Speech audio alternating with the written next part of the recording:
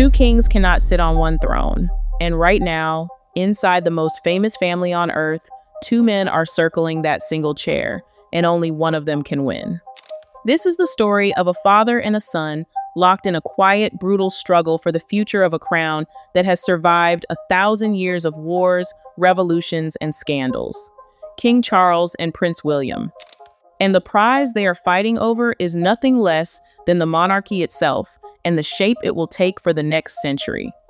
Now, I want you to forget, for just a moment, everything the official statements tell you. Forget the smiling, carefully staged photographs. Forget the soothing talk of a happy, united family standing shoulder to shoulder, because beneath that polished, glittering surface, a war is being waged. Not with armies, not with swords or cannon, but with something far subtler and, in its own way, far more dangerous. With influence, with timing, with whispered briefings to friendly journalists, with loyal aides frozen out and rivals promoted, with decisions made quietly behind heavy palace doors that the public will never see. And by the end of the next few minutes, you are going to understand the real battle lines. You will see who actually holds the power, who desperately wants it, and why this particular war, between a dying generation and a rising one, could decide what the British monarchy looks like for the next 100 years and beyond. But first, let me be honest with you about something, because it matters more than anything else I will say. This is not a story of hatred. Let me repeat that, because it is the key to understanding all of it. A father and a son who genuinely, deeply love each other can still go to war. That is the cruel paradox at the center of this whole saga. That is exactly what makes it so painful to watch and so impossible to look away from. Charles does love William. Of course he does. William does love his father. Of course he does.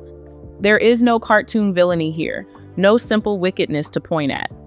And yet, despite that love, perhaps even because of it, they are pulling the ancient crown in two completely opposite directions, each one absolutely convinced that he, and he alone, truly understands how to save it for the generations to come. So stay with me through what follows, because the closer you look at this, the more you will realize it is not some trivial soap opera to be laughed at. It is not gossip. It is a genuine succession crisis, unfolding in slow motion right in front of our eyes, with the future of a 1,000-year-old institution hanging in the balance. This is history happening. And most people are watching it without understanding what they are actually seeing. So let us start with the most important question of all. Who actually holds the power right now? And the answer is far more complicated and far more interesting than you might think. On paper, it could not be simpler. Charles is the king. He wears the crown. He holds the constitutional authority that flows from 1,000 years of history. Every lever of the institution, in theory, runs through him and him alone. He can summon, he can approve, he can withhold. The machinery of monarchy answers to the man with the crown on his head. But here is where it gets interesting, and here is the tension that drives this entire story. Power written on paper is not the same as power held in the hearts of the people. And in the hearts of the people, it is increasingly William and Catherine who reign. You can measure it, the polls show it, the crowds show it. The simple, instinctive warmth the public feels when that younger couple walks into a room shows it. And no constitution, no protocol, no ancient title can manufacture that kind of affection. You either have it or you do not. Charles has the crown, William has the country's heart, and those two facts are now grinding against each other like tectonic plates. Think about what that does to a man. Think about it deeply, because this is the wound at the center of everything. Charles waited longer for his throne than any heir in British history. Decades upon decades. A lifetime spent one careful step behind, watching, waiting, preparing, biting his tongue, while the world adored someone else. He was the longest-serving heir the nation had ever known, an entire life lived in the shadow of the throne rather than upon it. And when the crown finally came to him, it came late, and it came shadowed, because almost immediately he was struck by serious illness. A cancer diagnosis that has loomed over his entire reign like a storm cloud that will not pass. So picture his position with real honesty. He has the title he spent the better part of 70 years longing for, the prize of a lifetime, clutched at last in aging hands. And yet, the clock is ticking against him, loudly, mercilessly. And worst of all, the public's adoration keeps drifting straight past him, settling instead on his son and daughter-in-law. Imagine reaching the summit you climbed toward your whole life, only to find the crowd already cheering for the climbers coming up behind you. That is the daily reality of Charles's reign. And it is unbearable in a way few of us could imagine. That is the engine of this whole conflict. Not pettiness, not simple jealousy, though jealousy is part of it. It is something far more profound. It is a man who finally reached the summit of the mountain, only to find that the view he dreamed of his entire life is already being claimed by the next climber coming up behind him. And so the question that haunts the palace is not really about diaries or engagements or foreign tours. The real question, the one nobody will say out loud, is this: whose monarchy is this, truly? The king's or the future king's? Here is where it gets interesting, because the two men do not just want the throne, they want completely different things to be done with it. And this is the heart of the war. Charles believes in a certain kind of monarchy, the traditional kind, the kind his mother embodied for an extraordinary, record-breaking reign that spanned generations. To him, the institution is sustained by one thing above all else: ceaseless, visible service, the endless ribbon cuttings, the constant stream of engagements, day after day, year after year. The plaques unveiled, the hospitals opened, the hands shaken in town after town, the sovereign seen everywhere, doing everything, never resting, always present. In his vision, the monarchy survives precisely by being relentlessly, tirelessly visible. Show up, be seen, never stop. That is the sacred bargain the crown makes with the people. That is how a hereditary monarchy justifies its very existence in a skeptical, modern age. You earn your place by never, ever resting. And there is real wisdom in that view. Do not dismiss it for a second. For 7 decades, the late Queen proved that quiet, steady, unending presence could hold an entire nation together through war, scandal, recession, and upheaval. Charles watched that work with his own eyes, across his entire life. He learned the craft of monarchy at the feet of a true master, absorbing every lesson about duty and discipline and the power of simply showing up. So when he insists on the old way, he is not being foolish or vain. He is defending a model that genuinely, demonstrably worked for the better part of a century. He saw it save the monarchy more than once. Why, he must think, would you ever abandon something that has worked so well for so long? But William sees it completely differently. And this is where the generational fault line cracks wide open, right down the middle of the family. William looks at the endless diary of engagements and sees something else entirely. He sees something hollow, performative. A monarchy that exists only to be counted, measured by the sheer number of appearances rather than the depth of anything actually achieved. To him, 1,000 ribbon cuttings can amount to nothing if they change nothing. He does not want to be a professional plaque unveiler. He wants to change a few real things. Fewer commitments, pursued far more deeply. Homelessness, mental health, the protection of the planet. Pick the battles that truly matter, pour everything into them, and actually move the needle, rather than spreading yourself a mile wide and an inch deep across 1,000 meaningless appearances. So here you have it, the two visions laid bare side by side. One man says the monarchy lives by being seen, the other says it lives by having genuine impact. One says quantity, the other says quality. One says tradition, continuity, the comfort of the familiar. The other says reinvention, focus, the courage to do less but mean more. One looks backward to what saved the crown before. The other looks forward to what might save it next. And the tragedy, the real heartbreak buried inside this disagreement, is that both men are partly right. Being seen does matter. A monarchy that vanishes from public life slowly withers and dies, but impact matters too. A monarchy that does nothing but pose prettily for cameras eventually rings hollow and loses all meaning. The right answer is almost certainly somewhere in the middle, a blend of both visions, but neither man, it seems, is willing to walk to that middle ground and meet the other halfway. And so they remain locked at opposite ends, each certain the other will doom the institution they both love. And that brings us to the part most people get completely wrong.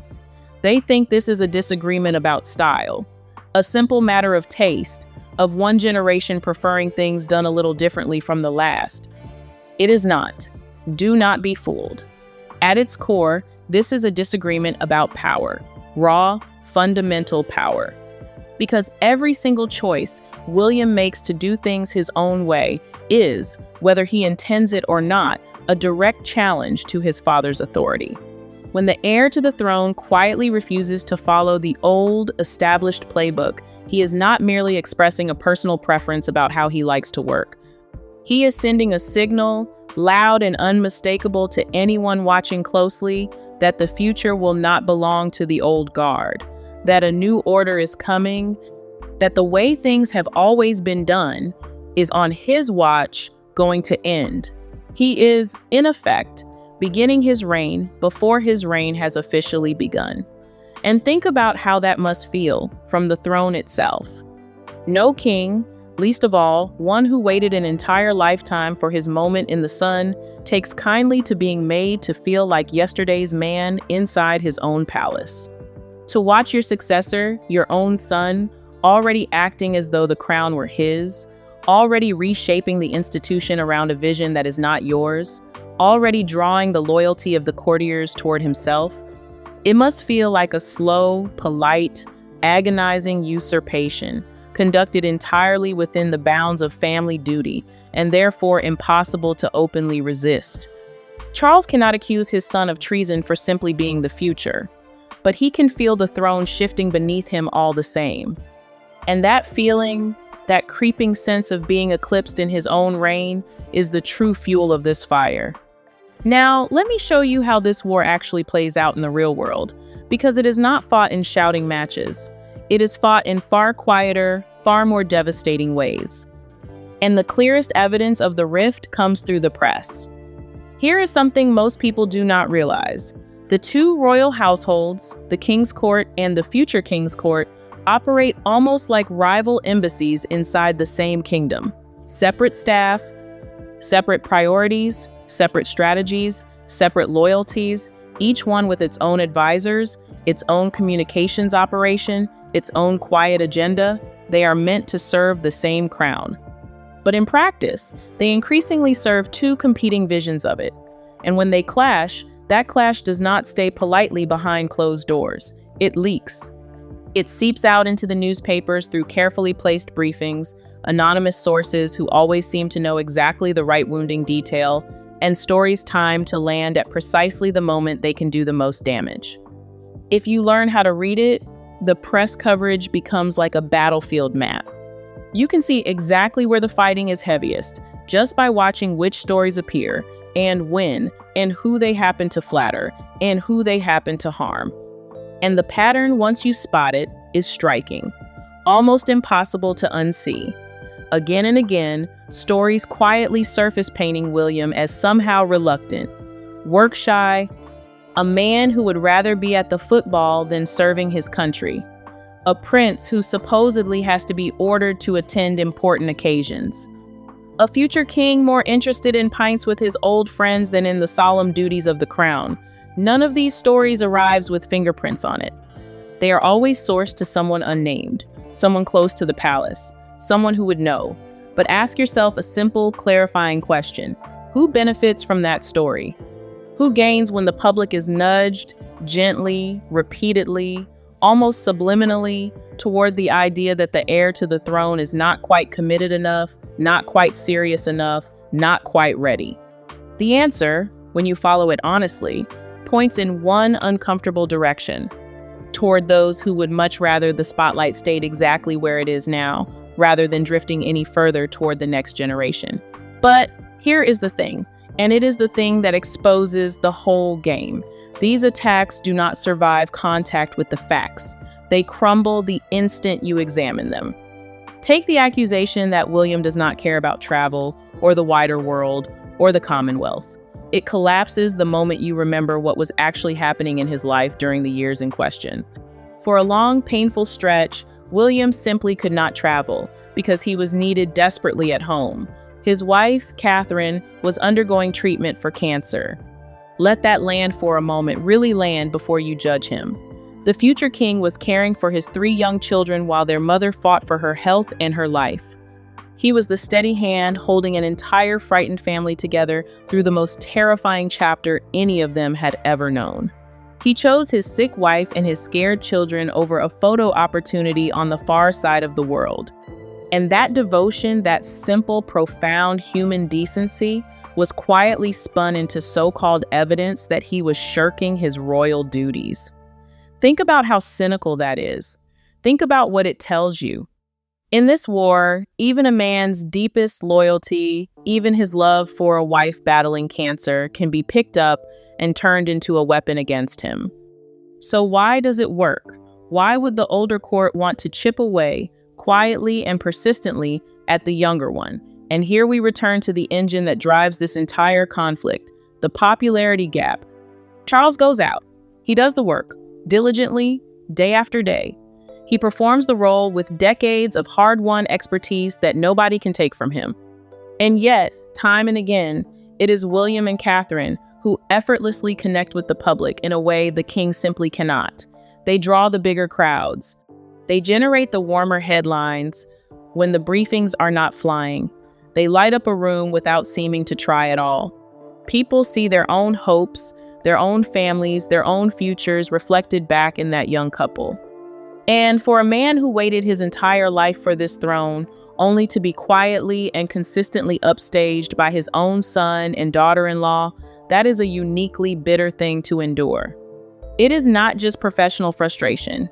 It is personal. It cuts at something deep. There is history here too, and it is worth pausing on, because it reveals something essential about the king's character, something that helps you understand everything that follows. Long ago, on a famous overseas tour early in his first marriage, Charles reportedly grew deeply frustrated that his glamorous young first wife was drawing all the attention, all the cheers, all the adoring eyes. He is said to have complained, with real bitterness, that she should not block the camera's view of him, insisting that the crowds had really come for him, not for her. Picture that scene. Picture the wounded pride in it.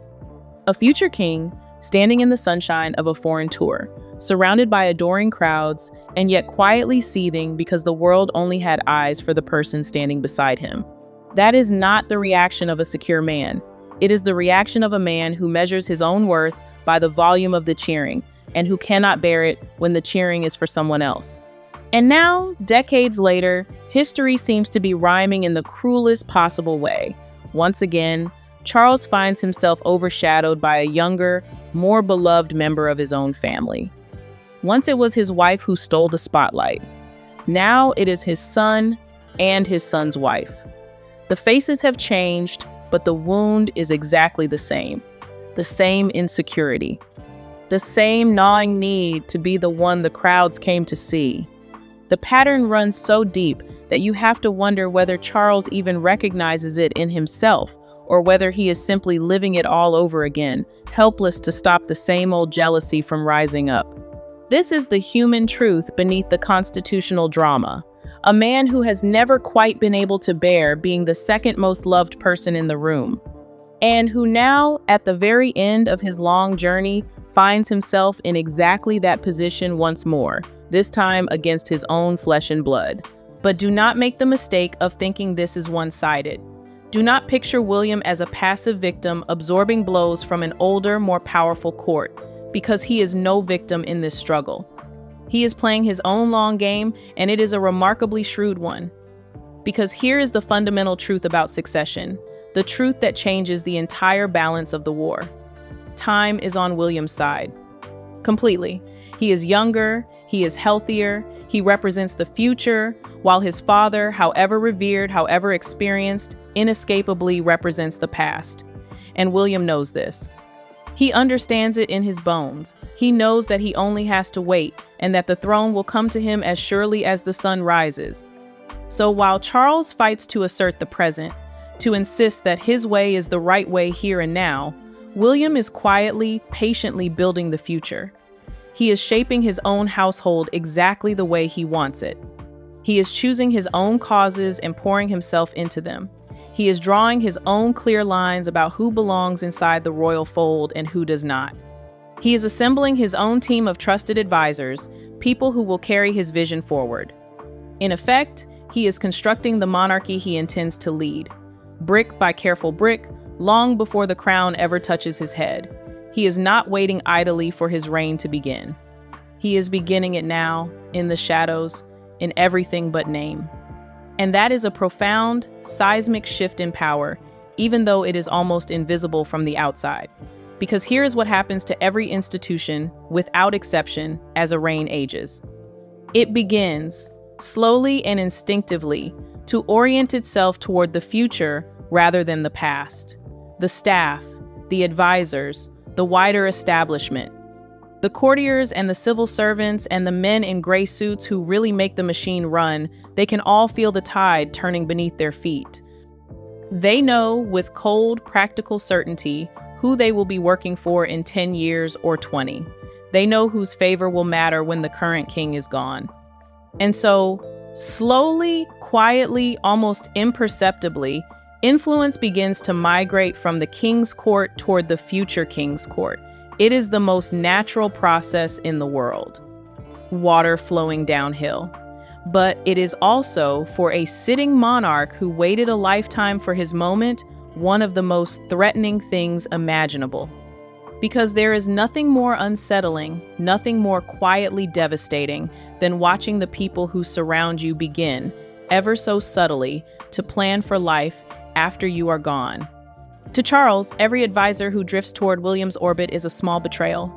Every story that flatters the younger couple is a reminder that his own time is running short. And every day that passes is a day closer to the moment when the institution stops being his. Now here's a question that cuts right to the bone of this succession struggle. What happens when the two men disagree not just about how to run the monarchy, but about who gets to be inside it at all? Because this is where the war turns truly personal. The deepest fracture between father and son runs straight through the most painful family rift of all, the estrangement of the younger brother who walked away. And on this, the two men could not be further apart. Charles, the father, leans toward forgiveness. He wants the door left open, even if only by a crack. He dreams, like so many fathers do as the years run short, of his family made whole again before his time runs out. He thinks about legacy, about reconciliation, about not wanting to die with the family fractured and the wounds still open. To him, the monarchy is sustained partly by family itself, by the bonds of blood, by a sovereign, generous, and secure enough to forgive in the name of love. A father first, a king second, at least in this one tender matter. He has already lost so much time. He does not want to lose his son entirely as well. But William sees it through a colder, harder, more unforgiving lens. He believes that some lines once crossed cannot ever be uncrossed. That some betrayals are simply too deep to paper over with a warm reunion.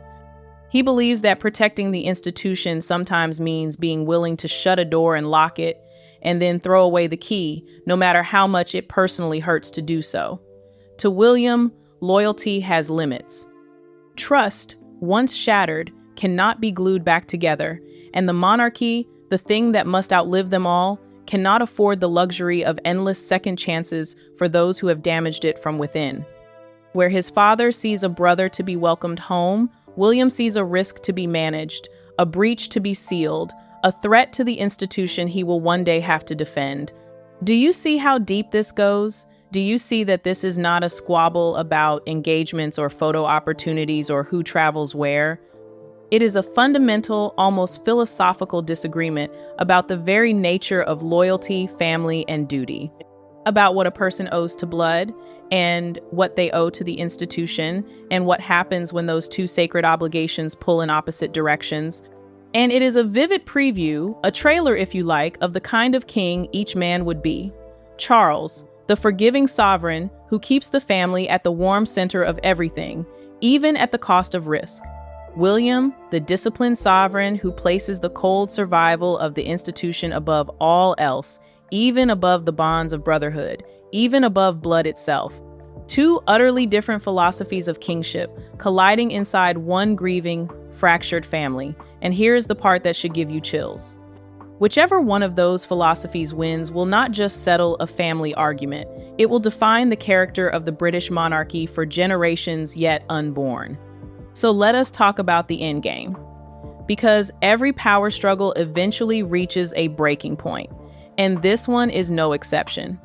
The question hanging over everything is brutally simple. How does this end? And there are really only a few ways it can.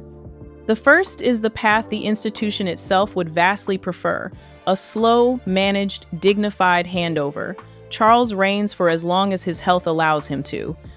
The tensions stay mostly hidden from public view, managed and contained by the courtiers whose entire job is to keep the machine running smoothly. And one day, in the natural and sorrowful course of things, the crown passes to William, who then reshapes the monarchy gradually at his own measured pace, with the full authority of the throne finally behind him. Orderly, traditional, constitutional, the way it has almost always been done across the centuries. No drama, no rupture, just the quiet turning of a very old wheel. But there is a serious problem with that comfortable path. The king's health has cast a long, dark shadow over his reign from the very beginning. And illness, as we all know, has a cruel way of accelerating questions that everyone would much rather postpone indefinitely.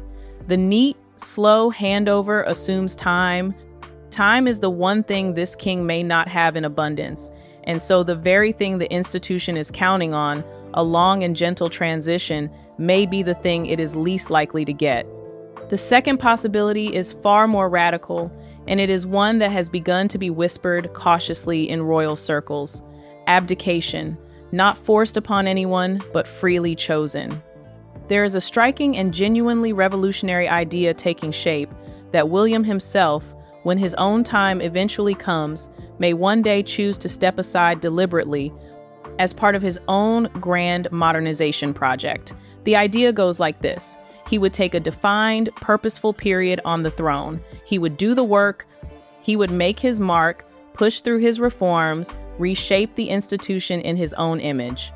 And then, before he grows too old and too tired, he would hand the crown to his own eldest son, while there is still energy and youth and time to spare.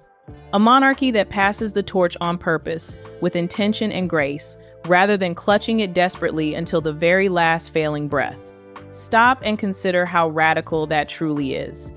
It would be a stunning, almost unthinkable break from 1,000 years of unbroken tradition, in which monarchs reign until death takes the crown from them.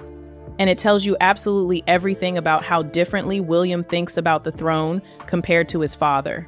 To Charles, the crown is sacred, permanent, a divine trust to be held until the final heartbeat. To William, even the crown itself is not untouchable.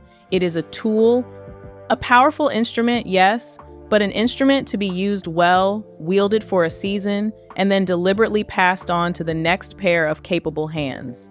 That single difference in philosophy may be the widest gulf of all between them. But here is the irony, and it is a deeply painful one. The current king is not entertaining any such ideas, not for a single moment. And the very reason he refuses is the brevity of his own hard-won reign. Think it through.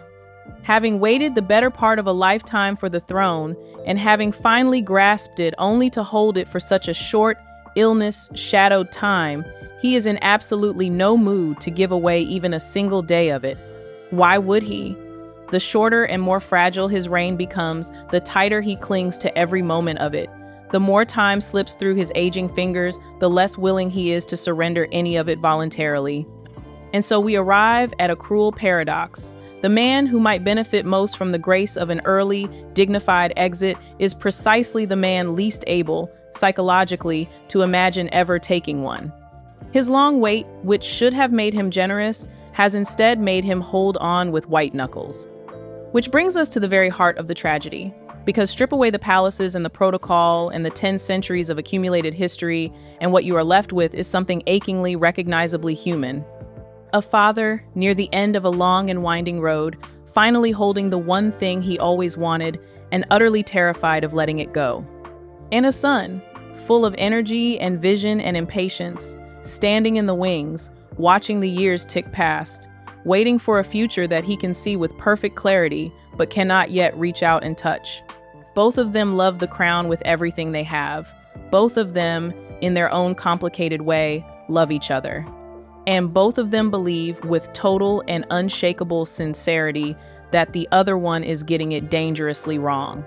That is why this war is so quiet and yet so utterly devastating. There is no villain here for you to root against, no clear hero to cheer for, no obvious, satisfying resolution waiting at the end. There is only two fundamentally good men, with two opposing visions, trapped together in a struggle that neither of them ever truly wanted, over an ancient institution that demands everything from both of them and gives little comfort in return. The father cannot bring himself to let go. The son cannot force himself to stop moving forward. And all the while, above them both, the clock keeps ticking, indifferent to their love, indifferent to their pain, counting down toward the day when the question answers itself. It is, in the end, a Greek tragedy dressed in royal robes. The kind of story where everyone acts from understandable motives and everyone still ends up wounded. And think about the loneliness of it for each of them. Charles cannot confide in his son because his son is his rival. William cannot fully trust his father's court because that court briefs against him. Each man is surrounded by advisors and staff and ceremony, and yet, on this most important matter, each is profoundly alone. They cannot even fight openly the way ordinary families fight, with raised voices and slammed doors and eventual reconciliation. They must wage their war in whispers and leaks and frozen silences, in carefully worded statements and pointed absences, forever smiling for the cameras while the ground shifts beneath their feet. There may be no lonelier position in the world than to be at war with the one person who is supposed to understand you best. So, what does the future actually hold? Let me lay out plainly what we know, and what we can reasonably expect from here. We know with near certainty that the two courts will keep operating in tension, their rivalry occasionally flaring into open public view through those carefully placed stories and timed briefings. That is not going to stop, because the underlying disagreement is real and unresolved. We know the popularity gap is not going to close, because the public's deep affection for the younger generation is not some passing mood or temporary fashion. It is a structural reality of monarchy itself, woven into the very nature of how these things work. The spotlight always moves toward the future. Always. It moved past the beloved late queen toward Charles in her final years, as the nation began to look ahead. And it is moving past Charles toward William now, exactly the same way, with exactly the same inevitability. No briefing, no flattering story, no royal command, no act of will can reverse that ancient tide. It is as fixed as gravity. We also know, and this is crucial, that the succession itself is not in any genuine doubt. Let me be absolutely clear about that, because it cuts through all the noise. William will be king. That much is certain, settled, beyond question. The crown is coming to him, and nothing in this conflict changes that fundamental fact.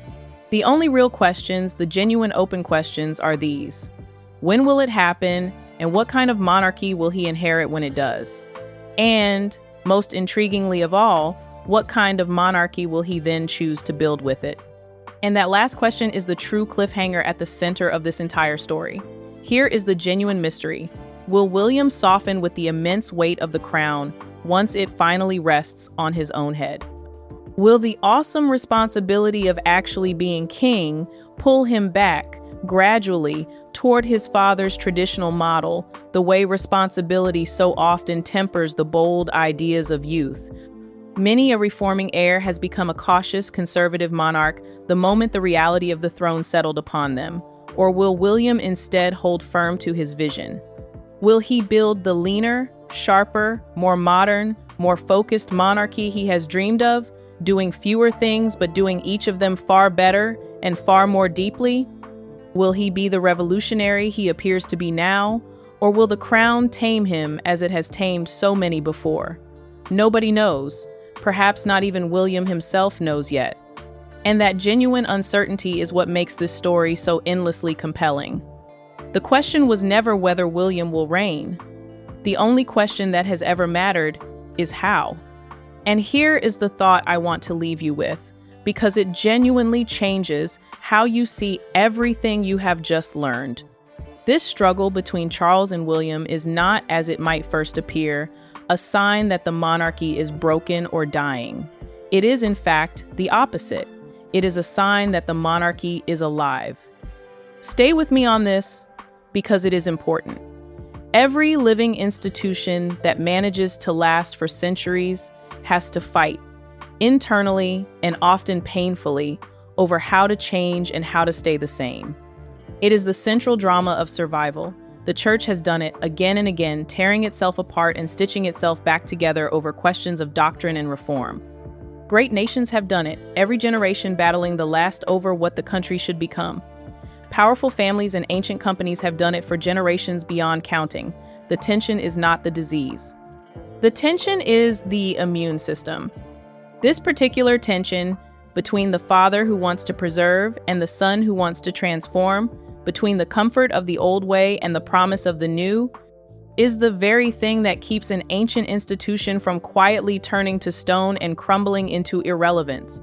An institution that never argues with itself about its future is an institution that has already stopped caring about having one. Yes, it is painful to watch. Yes, it is deeply personal, playing out between a father and the son he raised.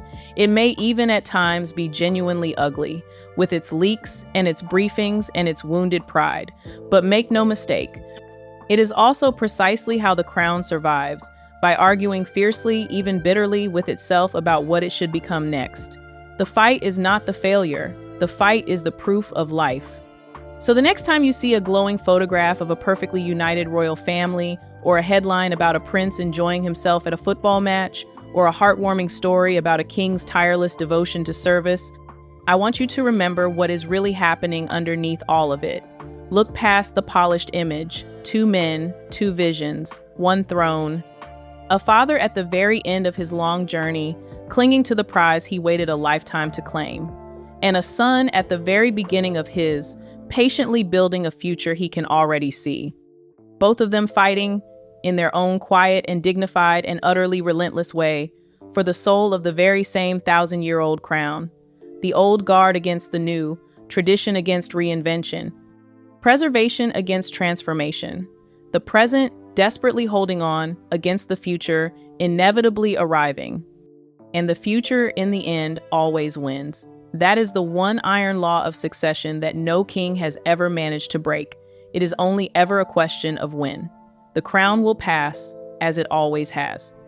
The vision will shift, as it always must. The old way will give way to the new, exactly as it has done through every reign in the long history of this ancient institution. The only thing that none of us can know yet, the only genuine mystery still hanging in the air, is how much further this quiet, painful war has left to run before that day finally arrives. How many more leaked stories? How many more frozen silences? How many more years of 2 courts circling 1 throne? But when it does arrive, when the torch finally passes and a new reign at last begins, you are going to remember this moment. You are going to remember that you understood the real battle, the true struggle for the throne, long before the rest of the world ever caught up to it. You saw the war beneath the smiles. So stay close and keep watching, because this struggle for the crown is only just getting started. And what comes next will reshape everything you ever thought you knew about the monarchy, the family, and the future of the throne itself.